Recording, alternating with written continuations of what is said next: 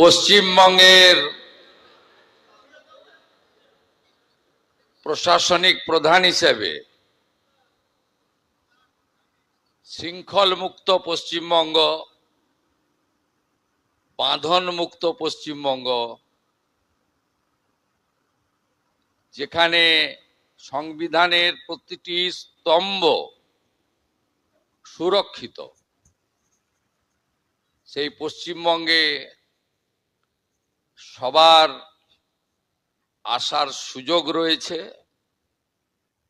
সবার কথা বলার বাক স্বাধীনতা রয়েছে এবং আজকে অত্যন্ত প্রিয় সম্মানীয় লেখিকা তসলিমা নাসরিন মহোদয়া এই বঙ্গভূমিতে গতকাল পদার্পণ করেছেন, আজকে কর্মসূচি করছেন। এটার মধ্য দিয়ে প্রমাণিত হয়েছে নতুন সরকারের হাতে এই বাংলার গণতন্ত্র, সংবিধান, বাক স্বাধীনতা, মৌলিক অধিকার সুরক্ষিত।